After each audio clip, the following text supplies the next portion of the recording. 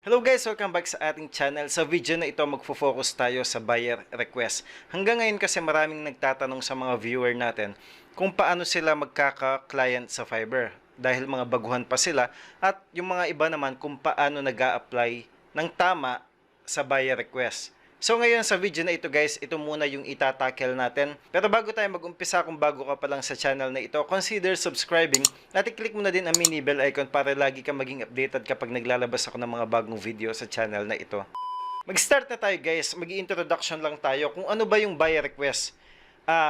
Sa mga baguhang sa mga baguhang seller sa fiverr.com, nandun yung hirap ng pagkakaroon ng unang client. Yun kasi yung pinakamahirap sa Fiverr guys. Kapag bago ka pa lang, ang pinakamahirap talaga kung paano ka kukuha ng first client mo. Alam din ni Fiverr yun, kaya nga gumawa siya ng isang page, isang feature sa loob ng Fiverr na ang pangalan is buyer request, na kung saan yung mga ibang buyer na tamad maghanap ng mga seller, nagpo-post sila ng mga ng mga trabaho na gusto nila. Parang Upwork din, kung familiar kayo sa Upwork. Maraming trabaho doon, nakalista lahat. Pwede kang mag-apply isa-isa para matulungan mo yung gig mo. Kasi sigurado guys, kung bago ka pa lang sa Fiverr na nagtitinda, na seller sa fiverr.com, matatabunan yung gig mo ng mga datihan na seller tulad ng mga level 1, level 2, yung mga top rated seller. Pero wag kayong mawawala ng pag-asa guys. Huwag niyong ipagkamali yung sinabi kong yun, kasi hindi ibig sabihin baguhan ka, hindi ka na makakapag-start sa fiverr.com, hindi ka na magkaka-client. Hindi totoo yan. Napatunayan na yan ng maraming viewer natin na nagpo-post ng success story nila dun sa Facebook group natin. Kung gusto nyong makita yung Facebook group natin, i-search nyo lang yung link sa description below. Pwede kayong sumali doon, na para sa mga freelancer na tulad mo at tulad ko. Marami nang nagsasabi ng mga viewer na mahihirapan na sila magtinda sa Fiverr kasi nga marami na mga seller dito. Meron na mga top rated, meron na mga level 1, level 2. Pero marami nang nag-post ng success stories nila na yung mga first 1 month to 2 months na talagang hindi sila nagkaka-client. Then, nung nagka-client sila ng isang tao, nagkasunod-sunod na, lalo pat maganda yung rating o review na nakuha nila dun sa first client nila. So, tulad nga na sabi ko kanina, ito yung pinakamahirap sa Fiverr guys, yung magkaroon ka ng first client. After mo magkaroon ng first client, kung maganda yung review at rating na binigay niya sa'yo, sigurado yung magkakasunod-sunod na sila, lalo pat kung maganda talaga yung pagkakagawa ng gig mo. Ngayon itatackle natin guys, para makatulong naman sa mga beginner. Ang unang gagawin mo as a beginner, huwag na huwag kang iisip ng negatibo sa pag-i-start mo sa Fiverr, okay? Kasi kung una pa lang negatibo ka na, huwag ka na magfa-Fiverr. Wala kang patutunguhan sa Fiverr kung ganun ka. Alisin mo yung pagiging negative, okay? Kasi kahit ako nung nag-i-start ako nung 2012 sa Fiverr, ang Fiverr kasi ginawa siya, kung di ako nagkakamali, 2009 o 2008. So, kung 2008 siya ginawa, 4 years na nakalipas bago ako sumali sa Fiverr. Pero ngayon, top-rated seller na ako, di ba? Ang ibig ko sabihin, nakakuha pa rin ako ng sarili kong client at yung mga client na yun, naging regular. Yun yung bubuhay sa'yo, guys. Yung mga regular client na nakuha mo. Kaya huwag na huwag ka mawawala ng pag-asa sa Fiverr. Kasi, sabi nga sa English, it's never too late. Okay? Walang, sabihin na natin kung baguhan ka ngayon, marami ding mga baguhan ng mga buyers sa fiverr.com na walang pakialam kung top rated o may experience ng i-hire nila. As long as maganda yung pagkakagawa ng gig mo, magkakaroon ka talaga ng client sa fiverr.com. So yun yung unang tatanggalin mo, okay? Bago natin i-tackle yung buyer request, wag kayong malilito, buyer request ang pinag-uusapan natin dito, no? Pero aalisin nyo muna yung negatibong pag-iisip, okay? Sa lahat ng bagay, guys, wag kayong magkakaroon ng negatibong pag-iisip. Dapat lagi kayong optimistic. Huwag kayong magiging pessimist kasi walang patutungan yung buhay nyo kung lagi kayong magiging pessimist. Dapat optimistic tayo lagi. Kapag bago ka pa lang sa Fiverr, wag mong iisipin na hindi ka na magkaka-client. Huwag ka mawawala ng pag-asa na wala ng pag-asa, okay? Huwag ganun, kasi kung ganun wala ka talagang patutunguhan. So again, yun yung number 1, alisin mo yung pagiging negatibo mo. Then sa buyer request naman guys, ginawa ito ni Fiverr tulad nga ng sabi ko para makatulong sa mga baguhan na mga seller, para makakuha pa rin sila ng client. Pero ngayon kasi guys, lilinawin ko lang, lahat naman ng mga Fiverr gig, umiikot yan. Lagi nyo tatandaan to, okay? Kahit na yung mga datihang seller na. Yung mga Fiverr gig natin, every time na meron nagsa-search na individual na tao, iba-iba yung resulta na lumalabas. Okay? For example, ako, nag-search ako. mayroong lumabas sa gig ko na may top 1. Pero kapag iba yung tao nag-search, iba na naman yung lalabas na nakalagay sa top 1. Kaya ginagawa Unifiber, nirarumble niya yung gigs natin para lahat maging equal. Datihang seller ka man, baguhan seller ka, lahat magkakaroon ng exposure sa mga buyer. Diyan magkakatalo sa pagandahan ng cover photo at title. Kung maganda yung cover photo mo, makaka-attract ka sa mga nagsisearch sa loob ng Fiverr.com. Kaya lagi kong inuulit-ulit ang pinaka-importante sa Fiverr natin, sa pagbebenta natin sa Fiverr, yung cover photo. Ito dapat yung pakagandahin mo, gawin mong attractive kasi ito yung talaga yung kukuha ng attention sa mga nagsisearch, sa mga buyer na naghahanap ng seller dito sa loob ng Fiverr.com. Okay? Ngayon naman dito na tayo sa buyer request, guys. Kung baguhan ka pa lang, ang unang makikita mo sa user interface mo, ganito, dito sa dashboard, yan. Ganyan na makikita mo. Siyempre kung baguhan ka, hindi mo makikita yung mga yan. Okay, hindi mo makikita yung mga yan kasi wala pa ngang bumibili sa'yo, okay? Ngayon, kung hindi mo naman makita yan, malamang sa malamang nakabaying user interface ka. Yan. Kapag nakabuyer user interface ka, ganito yung makikita mo. Kaya dapat lagi kang naka-switch to selling. Lagi kang naka-seller interface. Okay? Then, dito sa more, makikita mo merong buyer request. Yan. Okay? Bago tayo pumunta sa topic kung paano mag-apply sa buyer request, guys. Itong tip na ito, hindi sa akin to. Aaminin ko naman, okay? Galing ko yung tip na ito sa isa sa mga viewer natin. Sabi niya, may problema kasi sa mga baguhang seller kapag bago pa lang gig mo, wala kang makikitang laman ng buyer request. Okay? Dahil hindi pa sabihin na natin hindi pa nasa-save sa database ng Fiverr kapag bagong save pa lang yung gig mo. Kasi dadaan pa yun, kahit nakita mong nakapost na yan, dadaan pa yan sa review. I-review ng Fiverr yan, kahit nakita mong naka-live na siya, kung karapat-dapat siya sa loob ng Fiverr.com. Kapag hindi naman siya karapat-dapat, makikita mo naman denied yung gig mo, okay? Pero kung nakita mo, naka-live na siya at hindi siya na-deny, yun, natanggap na siya. At mga ilang araw lang, weeks, makakatanggap ka na ng buyer request. Pero itong tip na ito galing sa isang sa isang viewer natin, sabi niya para mapabilis daw yung magkaroon ka agad ng buyer request dito. Gagawa ka ng isang gig mo, for example, mayroon kang Photoshop gig, tapos gagawa ka ng another Photoshop gig, ilalagay mo siya sa subcategory na other. Titignan natin yung subcategory na other na yun, guys. Control N ko lang, tapos punta ako sa Fiverr.com. Yan. Dito, tignan natin. Ibaba natin konti, makikita natin yung mga menu. Halimbawa dito sa graphic design, may makikita kang other. Ito, kapag gumawa ka daw ng gig mo, gagawa ka ng duplicate gig mo, ilagay mo sa other. Okay? Hindi ko naman tinututulan yung technique na yun, guys. Tama naman yun kasi magkakaroon ka talaga ng maraming request pag ganun. Kasi napakaraming mga buyer dito na hindi nila alam kung saan nila ilalagay yung mga request nila, kaya inilalagay na lang nila sa other.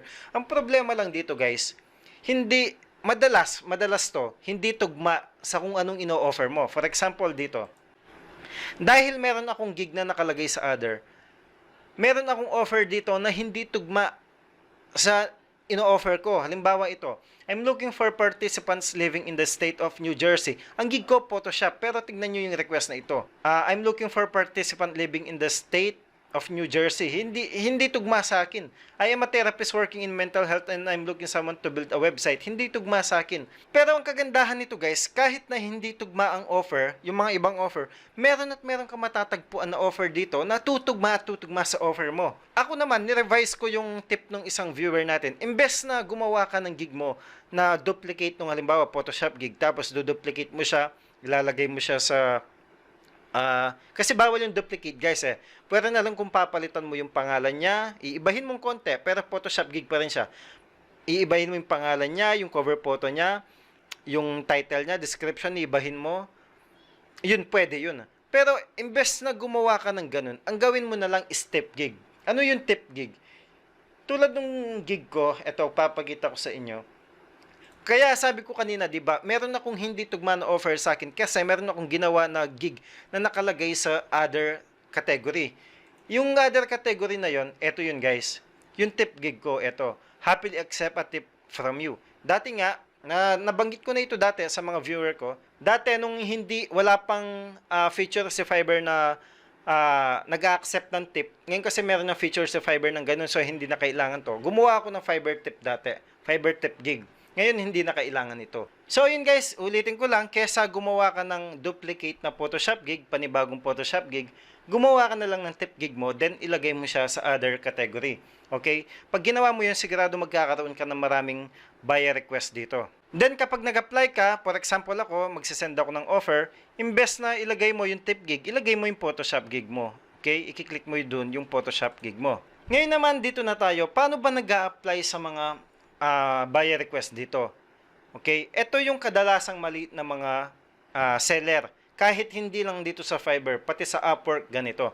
Number 1, kapag mag-a-apply ka sa buyer request, siguraduhin mong sasagutin mo yung comment ng mga buyer dito. Okay? O yung kanilang mga request. Hindi pala comment, request. Sagutin mo sila, replyan mo sila kung ano kung about saan yung kino-comment nila o yung nire-request nila. Number 2, wag kang gagamit ng message template. Ano ba yung message template? Karamihan kasi sa mga dito, sa mga baguhang seller, tamad silang magsagot ng mga buyer request individually. Ang ginagawa nila, gagawa sila ng message template, then copy-paste na lang sa lahat ng buyer. Anong message template? Paulit-ulit yung message template nila. Sasabihin lang nila, "Hi, I am interested in your job posting, blah blah blah." Basta ulit-ulit lahat yung sinesend nila yung isang message na yun sa lahat ng offer na makita nila dito na hindi naman tama. Kasi alam na mga buyer guys kung walang kwenta yung offer mo. Ibig sabihin kung walang kwenta yung message mo, kung paulit-ulit lang, kung copy-paste lang yung message mo. So kapag mag-a-apply ka dito, dapat gawin mo, sagutin mo kung ano man yung kanilang hinihingi, kung ano man kanilang nire-request. Kung pwede nga lang, halimbawa, Photoshop gig yung ino-offeran mo ng service, kung pwede nga lang, sabihin mo sa kanyang step kung paano mo gagawin yung trabaho para mapakita mo talaga sa kanya na alam mo yung gagawin mo sa trabahong pinapagawa niya at kung pwede lang talaga sa message mo magmukha kang professional at hindi baguhan. Okay? Huwag mong sasabihin sa buyer request mo na baguhan ka pa lang at kailangan mo ng review. Huwag kang magmamakaawa guys. Walang mag-aano sa'yo pag ganun. Walang ha-hire sa'yo pag ganun, okay? For example, ito example lang to guys ha. Halimbawa magsisend ako ng offer dito. Una, babasahin natin syempre kung anong offer niya. Sabi niya, "I'm looking for participants living in state of New Jersey and Pennsylvania who are buyers of non-chocolate candy at Walmart store. If this sounds like you or someone you know, you can make $25 for a short video. To know more, reply to this request. You need to visit any one store from the attached store," sabi niya. So, for example, ikaw ito. Ibig sabihin, for example, tugma siya sa'yo. Paano mo ba siya sasagutin? Sabihin mo lang, for example, example lang to guys ha, hindi ako magaling sa English at bibilisan lang natin, okay? Sabihin mo lang, "I'm Edil Rosario. I live in New Jersey." Okay? Kung talaga nakatira ka sa New Jersey, yan yung sinasabi ko. Kumbaga makikipag-communicate ka sa request niya. Sasabihin mo sa kanya na ako nakatira ako sa New Jersey at saktong-sakto sa akin yung offer na ito. Ganun lang guys. Hindi ko na sasaguting buo kasi example lang naman to, okay? At isa pa guys, yung pagsagot sa mga buyer request, huwag niyo madaliin. Huwag niyo iisipin na apply ng mabilisan sa lahat at para makakuha kayo ng mas malaking chance na matanggap. Hindi. Magkakaroon kayo ng malaking chance na matanggap kapag nag-spend ka ng time sa isang buyer request, sinagot mo ng maayos yung kanyang request. Hindi yung paramihan ng send. Hindi ganun guys yung pagsasend sa buyer request. Hindi ganun yung pag-a-apply sa buyer request, hindi paramihan. Dito, quality versus quantity. Dapat quality talaga yung pagsasend natin dito, okay? Ngayon magbigay pa tayo ng isang example. For example, ito. Looking for a web developer designer to help build a website right from scratch. Halimbawa, ito, tugma sa'yo ito, gusto mong applyan.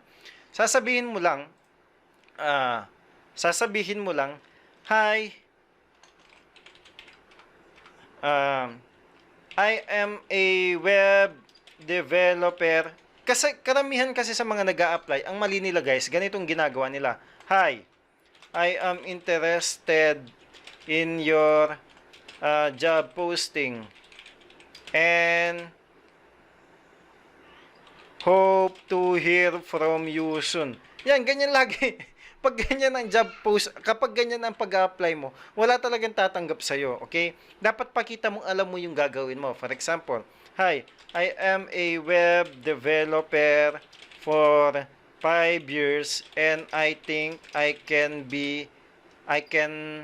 help you build your website. Tapos hanggang maaari kung may portfolio ka, pakita mo. For example, please check this link below. For example, of website that please check this link below. For example, of website that I build in the past. Yan. Ganyan. Tapos, website 1, website link 1, website link 2. Ganyan ang pag-apply, guys. Dapat yung message mo, malaman siya. Meron siyang katuturan. Meron siyang makikita ni buyer na professional ka talaga. Alam mo talagang ginagawa mo. Ipakita mong nabasa mong buo yung message niya at naintindihan mo lahat. Ganun. Iparamdam mo sa kanya yun. Ipakita mo sa kanya yun. Ang next naman na napaka-importante, guys. Kung makikita nyo, kapag nag-a-apply ka, magsiselect ka ng gig kung ano yung gig na gusto mong ipakita sa buyer kasi doon siya magpe-place ng order. Ang next naman, gumawa ka ng napakagandang gig mo. Okay? Simula sa title, cover photos, description. Kasi kahit na napakaganda ng message mo, walang kwenta yan. Kahit na sobrang gandang message mo, walang kwenta yan. Kapag binisit niya, kasi guys, i-visit niya yung gig na ilalagay mo dito. Kapag visit niya yung gig mong yan, nakita niya ang pangit ng title mo, ang pangit ng cover photo mo, tapos yung description mo napakaigsi. Sabihin na nating hindi pinag-isipan, kinopya mo sa iba. Mabuti nga kung kumopya ka sa iba tapos pinalitan mo na lang yung ibang yung mga ibang term doon, mas maganda pa. Pero hangga't maaari, kumuha ka lang ng idea, huwag kang magkokopya ng description kasi kapag may nagsumbong sa'yo, ite-terminate ng Fiverr ang gig mo. So, bawal talaga ang pagkopya ng gig description at gig cover photos. Okay? Ito talaga yung napakahalaga, yung gumawa ka talaga ng maganda, professional, at kaakit-akit na gig sa Fiverr.com para makakuha ka ng client. So yun guys, yun lang talaga yung mga tip na may bibigay ko sa inyo dito sa Fiverr.com sa pag-apply sa buy request. Ang mga binigay kong tip guys, tataas lang yung chance mo na ma-hire ka. Walang tip dito sa Fiverr na 100% na ma-hire ka sa buy request. Okay? Walang ganun. Kasi mga totoong tao ang pinag-a-applyan natin dito. Tandaan nyo lagi yan. Mga totoong tao sila at ano bang tawag yun? Nire-review nila yung application natin. Yung message natin, binabasa nila.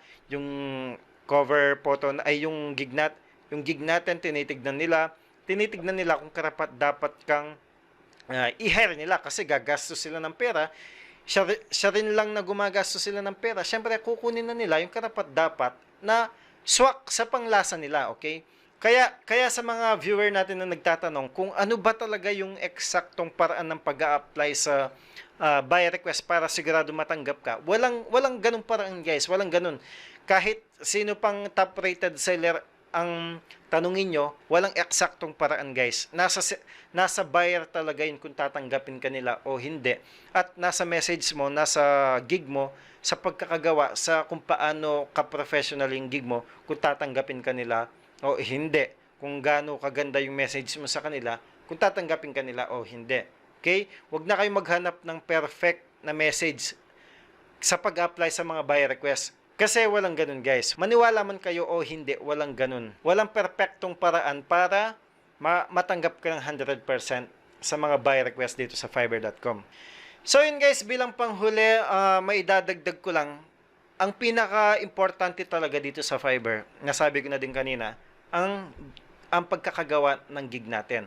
Kapag gumagawa tayo ng gig, dapat gawin natin professional. Kasi, di ba, kaya nga nagfa-Fiverr ka, kaya mo pinapanood ang video na ito kasi gusto mong kumita. Kung gusto mong kumita talaga, bakit hindi mo seryosohin? Bakit kumopya ka lang ng title mo? Bakit kumopya ka lang ng gig cover photo mo? Bakit kumokopya ka lang ng description mo? Bakit hindi mo seryosohin? Bakit hindi ka mag-brainstorm, mag-isip ng sarili mo? pwede naman na tumingin ka sa mga ibang gig. Walang masama dun. Huwag ka lang kokopya kasi ikakapahamak mo yon. Baka may magsumbong sa'yo, pwedeng ma-terminate yung account mo o yung gig mo na ginawa. So, kung talagang seryoso kang kumita ng pera dito, yung pagkita na mabubuhay ka, dapat seryosohin mo din yung paggawa ng gig mo dito sa Fiverr.com. Kasi yun lang yung pinakapuhunan guys eh. Yung mag-spend ka lang ng time talaga, kahit pa sabihin na natin nag-spend ka ng 5 hours sa paggawa ng gig mo dito sa Fiverr.com, walang masama yun kasi bandang huli kapag ginawa mo yun, ikaw din naman makikinabang kapag sobrang ganda yung ginawa mo. Ikaw ang makikinabang, okay? Kami mga nagtuturo ng tips sa Fiverr kung paano kumita. Hanggang turo lang kami. Wala kaming kakayahan, wala kaming power, wala kaming kapangyarihan para bigyan kayo ng client. Wala kaming kapangyarihan para siguradong magka-client kayo. Kami, kung ano lang yung mga ginawa namin, kung bakit kami naging seller dito sa Fiverr, kung paano kami nagkaka-client, kung bakit ako naging top-rated seller, sinishare ko lang sa inyo yung mga ginawa ko, yung mga technique na ginawa ko. Kasi wala naman talagang si Fiverr mismo, guys, hindi naman nagtuturo ng paraan para siguradong magka-client ka dito. Kasi wala talagang eksaktong paraan. So kaming ako bilang isang top-rated seller, ibinabahagi ko lang sa inyo yung nalaman ko sa Fiverr para makatulong sa inyo na makapagsimula din sa Fiverr.com. Kasi kami nung nagsimula kami, walang vlog, walang YouTube tutorial about sa Fiverr nung nag-i-start kami. So, ang natutuhan ko ngayon, natutunan ko lahat from experience. So, sana guys, kahit papano nakakatulong ako sa inyo, no? Kapag gusto nyo magtanong o magkaroon ng kausap about freelancing, especially dito sa Fiverr.com, mag-join lang kayo dun sa Facebook group natin. Marami kayong makakausap doon. Isa na ako, kasi ako gumawa ng group na yon. Pag may time, tumatambay ako dun sa group natin. Kapag may nagtatanong, sinasagot ko naman sila. Huwag lang kayong mag-PPM guys. Huwag kayong mag-PPM sa akin. Kasi hindi naman sa nang-i-snub ako o hindi ko pinapansin yung mga PM nyo. Ang problema, nauubusan ako ng time guys. Kasi may pamilya pa ako, may anak ako na inaalagaan, nagtatrabaho din ako sa Fiverr. Okay? May ginagawa din ako sa bahay. So, hindi ko lahat nasasagot yung mga PM. Kaya, dinidiscourage ko kayo mag-PM sa akin, lalo na ang dami kong nare-receive na PM everyday. Nakikita ko palang tinatamad na akong magbasa. Okay? So, mas maganda talaga, mag-comment na lang kayo sa YouTube o kaya mag-comment kayo dun sa Facebook group natin. Marami kaming sasagot doon. Doon nakakasagot ako ng maayos kasi nakakapag-attach tayo ng screenshot doon, ng message doon sa Facebook group natin. So, ine-encourage ko kayo, mag-join na lang kayo dun sa Facebook group natin. At guys, huwag kayong magagalit ha. Pagpasensyahan nyo na lang kung hindi ko nasasagot yung mga PM nyo. Hindi tulad dati, nang nag-i-start pa lang ako sa YouTube, halos lahat ng PM nasasagot ko kasi mga konti lang kayo. Ngayon, biruin nyo naman nakaka-receive ako ng PM 500 message. Paano ko naman sasagutin lahat ng yun? Wala akong kasama. Sabi ko nga sa misis ko, minsan basahin niyo yung mga PM yung kaya niya sagutan niya. Ang problema ni isa, wala siyang kaya sagutan dahil hindi naman talaga siya ang nagtuturo ng about sa Fiverr, di ba? So guys, pagpasensya niyo na, humihingi ako ng paumanhin kung hindi ako nasasagot yung mga PM inquiries niyo. So again, sana mag-join kayo dun sa Facebook group natin. Doon masasagot natin yung mga question nyo at makakapagbasa din kayo ng mga success story doon. Guys, thank you for watching. Hanggang dito na muna ang video na ito. Sana kahit konti lang nakapagbigay ako ng inspirasyon sa inyo o nabigyan ko kayo ng idea kung paano yung tamang pag-apply dito sa buyer request. Kung bago ka pa lang sa channel nito, huwag mong kakalimutan mag-subscribe at i-click mo na din ang like button at i-share mo na sa mga kakilala mo. Guys, thank you for watching. Magkita-kita tayo sa susunod kong video. Bye-bye!